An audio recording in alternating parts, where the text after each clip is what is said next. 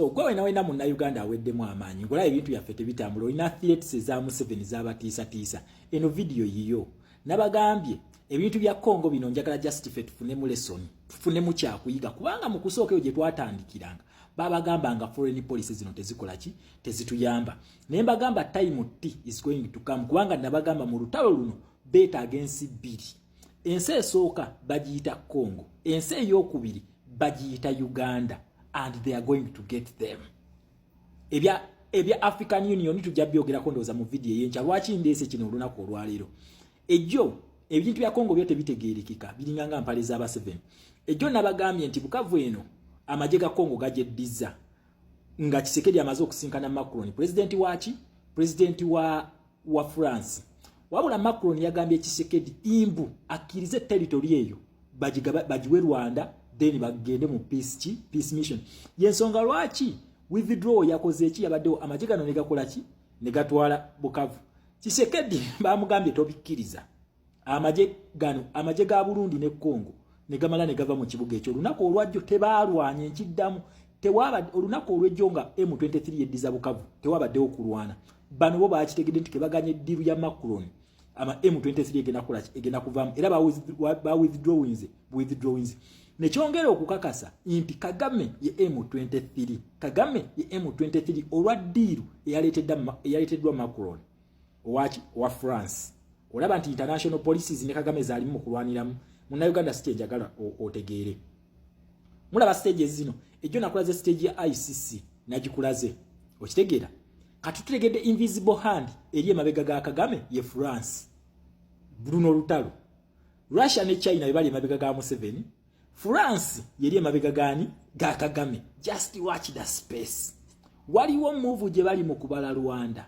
nabagamba Museveni ekintu kino twakikolako ko mu revolution yafe mu abatakijjukira we twajjayo omukyala gwe bayita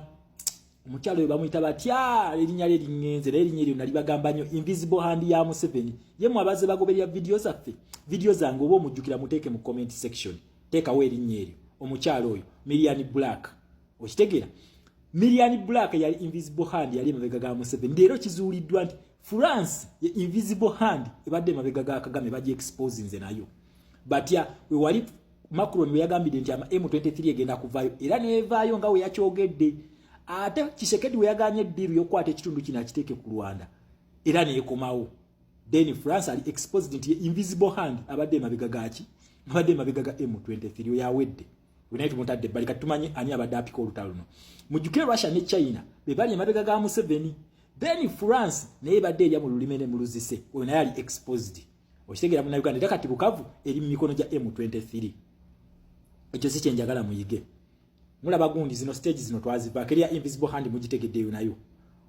Black yali mabega ga Museveni France ibadde mabega ga Kagame then bali basatu kuliko France kuliko Russia kuliko China kakati njagalo je tunule waneno mu Uganda European Union wano twagendawo ndoza mu kijjukire no parliament eno yatula era ba members bina munana bonna bakkiriza ne bagamba kakati yesawa diru zonna eziri wakati wa Kagame ne European Union zisalibwemu alimu ki bakita economic muscle stretch yali mukola ekintu kino Museveni twakimukolako era ze zino impact ze tulaba lero ntachina na sente za dagali ya sirimu Tshisekedi kyali mukola Kagame amukuba economically atandise okusala economic ties nti byebugagga byonna Kagame byabadde ngabba byabadde abitunda Tshisekedi agenzeyo obusuwa busaze agenda kulumbira Kagame nga mwavu muzibu nga munako muzibu Tshisekedi kyali mukukola kino president waffe kyabagamba lwaki nabagamba understand the revolution mugitekere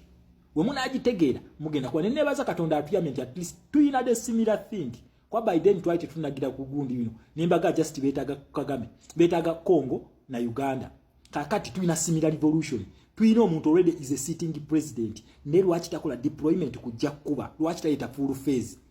ali mu European Union eno gyomugiro then ngosanga abantu abagamba abazungu tetuyina kye tubetaaza abazungu babbi abazungu this abazungu that tosobola kujjako Museveni gwe munna Uganda tosobola kino kyonki balayirira mubadde temusobola kujjako Museveni oyo nga temunatereza foreign policies tekisoboka kubanga teri government yalize mu Uganda okugifuga nga teri mu mukono gwa muzungu yakikola yali ogo Idi Amin Dada naye yali alina omukono gwa bawalabu era kyovola abangereza bano nga bayita mu makomboze Tanzania bamukuba ne bamujjako ne baleeta Apollo Milton Obote 2 okitegeera so kye baali babala tosobola kufuga Uganda nga foreign policy zino toziteeza kubanga tulina charters ezatusookawo ezitusinga n'obukulu tulina olutalo lwa interest nabagamba bano abangereza basindika omusajja gwe bayita Winston Churchill ng'ekyamuleeta mu Africa strictly kulaba Bungereza enegenda gase ya Uganda for generations to come kakati gwe leero ngambe mbu ono otete tubeetaaga then gwe kyoba olimu obaira tokitegeera Tshisekedi sitting president una ali European Union stage nayo twagivaako ya ICC najibalaze ya European Union njibaze then last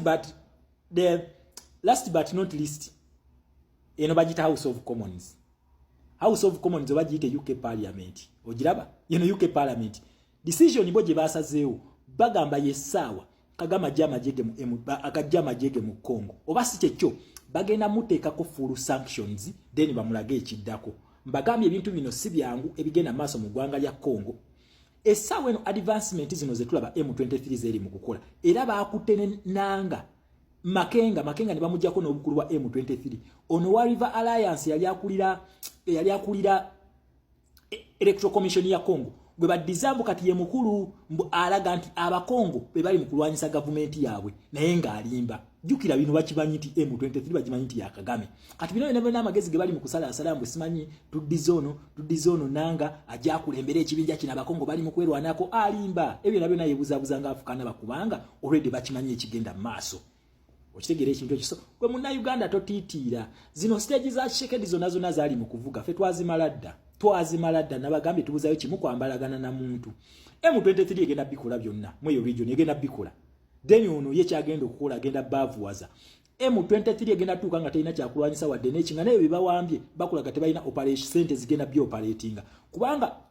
ono gundi kye yakola Tshisekedi yagremesa amafuta okuddamu okulinnya mu Eastern Congo tebalina mafuta gagenda operatinga bintu ebyo kati ebbanga libamalaawo ebyobugaga jukira babisiba mineral deal yino bakoze eki bagisibye mu European Union bamugamba senga tagajjayo deal bagisaza mjukira Kagame kano kabadde ne deal y'okusavinga coltan mu European Union coltan yeno mineral eno Kagame taina mayinzi zaayo taziraganga nsi wo wazijja abadde azibba mu Congo kati parliament eno yatudde yagambye iyo deal tugenda gisaza musenga tojjayo majego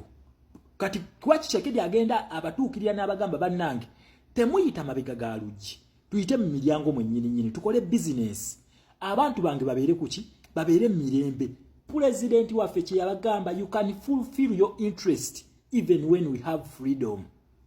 Tshisekedi kyali mu kukola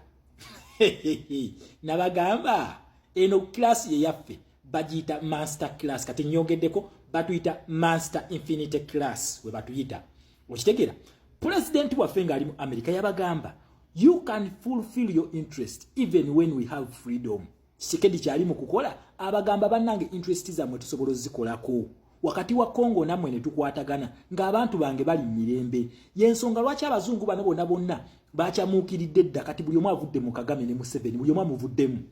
okitegera ekintu kino bamugamba ajja y'amagi bakyayogeramu bwogezi naye mulinde ebigenda okuva mu y'ebiraka zino stage twazivaako dda mu Uganda kati ebyo muhozi byali mu batiisa kombatiza ready simanyi ebyambalo tujja bakwata temwogera ku human rights atiisa oyo nga talina mukono gw'abazungu talina kyasobola kukola talina gasti babatemyeko sente za buyambi obalaba ebabebenga okitegera nga tagulinaako omukono gw'abazungu gwabavaako dda kwaffe zino stages twazivaako dda Tshisekedi zaaliko lwakuba ekyenjawulo ekiriko nti Tshisekedi is going to take full military